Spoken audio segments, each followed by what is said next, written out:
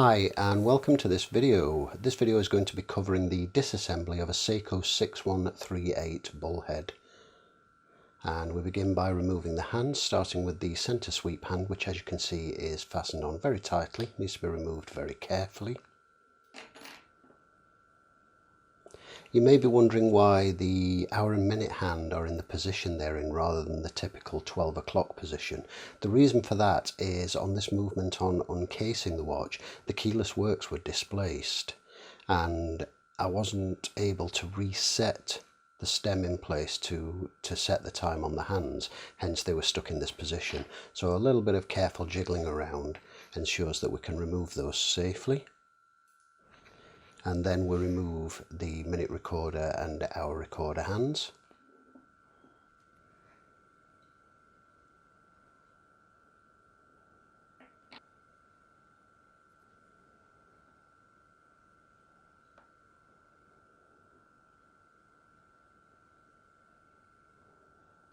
Next we can loosen the dial feet screws, which allows us to lift away the dial and the dial casing ring.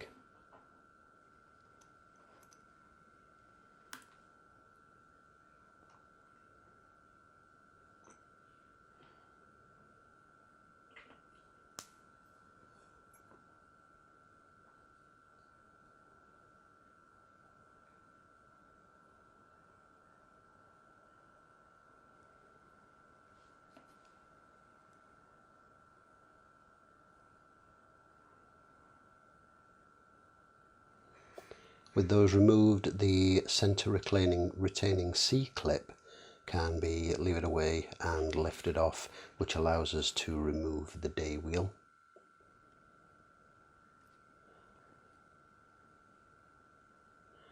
And that simply lifts away. Here we can start removing the calendar components. So the driving wheel that turns over the calendar and the day wheel is a two-part plastic section held in place by a single screw.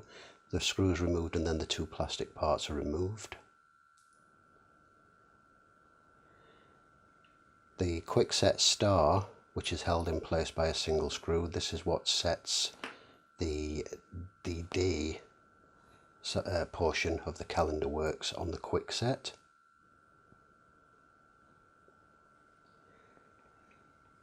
And then we can remove the two plates that hold the calendar ring in place. We have a single plate up here held by a single screw,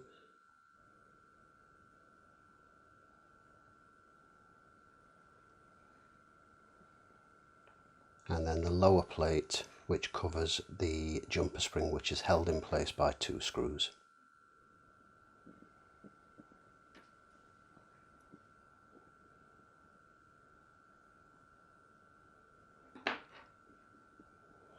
This also incorporates the day wheel jumper.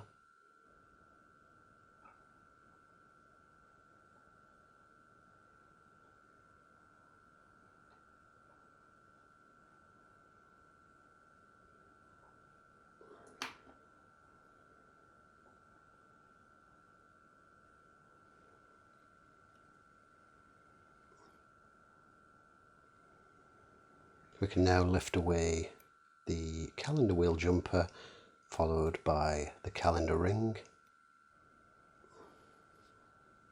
and then the metal wheel which is underneath the calendar ring, driving plastic mechanisms. Next we remove the three screws holding the upper plate for the calendar works, which cover the front chronograph component.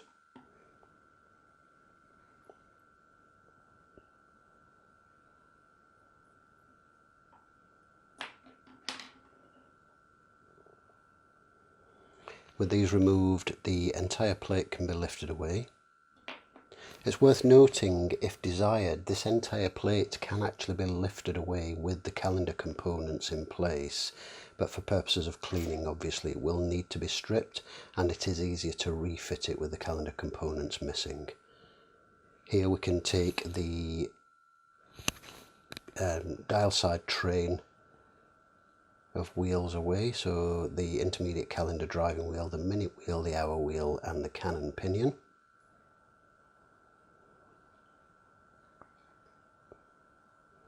and next we can begin to remove the dial side chronograph components which actuate and reset the hour recorder. Make note of the orientation of this spring. The shorter section goes up to the top.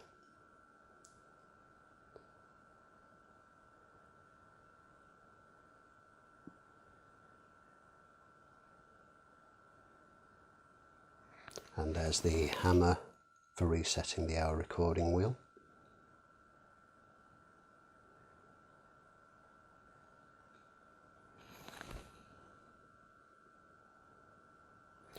Here you can see the displacement of the keyless works, the reason that I wasn't able to reinsert the stem and reset the hands. It had actually popped out completely and needed to be tweaked back into place, and here you can see that back in place and working as it should.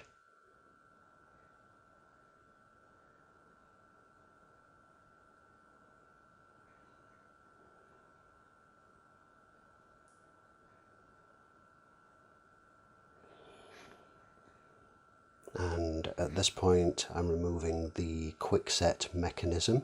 So that's the guide plate for the quickset wheel, and you'll notice the position of the spring and the rocker bar behind that. That will become more clear on reassembly.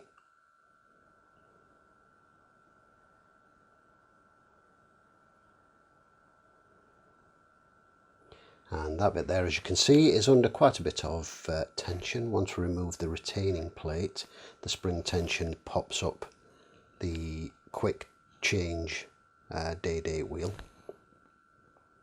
Moving over onto the movement side, we can remove the balance bridge.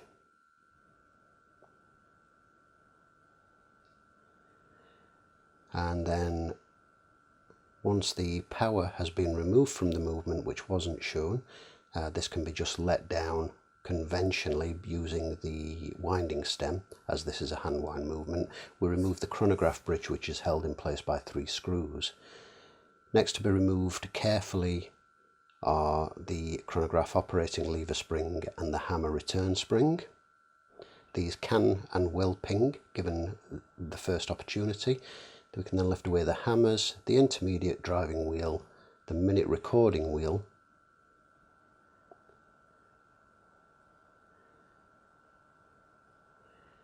here is the pillar wheel or column wheel, making careful note to not lose this centre bushing.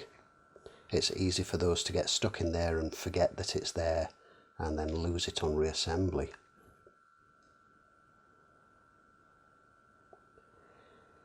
Here I'm removing the 2 screws that hold the operating levers in place and lifting those away, and then the ratchet wheel screw and the ratchet wheel.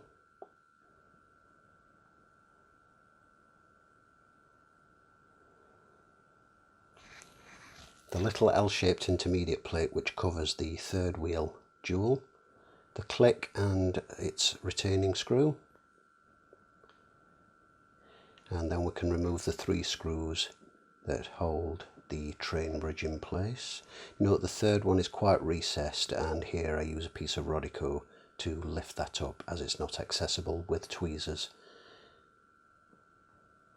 At this point, with a little bit of fettling and adjustment of the chronograph runner, we can lift away the train bridge. It's worth noting that the 6138 already has a dual chronograph mainspring barrel dual hole, unlike the 6139 which tends to wear and oval. So that was the chronograph runner and the 3rd wheel and then the mainspring barrel.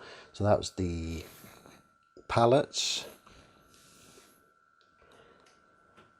and escape wheel, and then finally we're removing the small bridge and the 2nd wheel. Back round onto the dial side, and we can remove the setting lever spring, the yoke spring, the little rocker bar, the yoke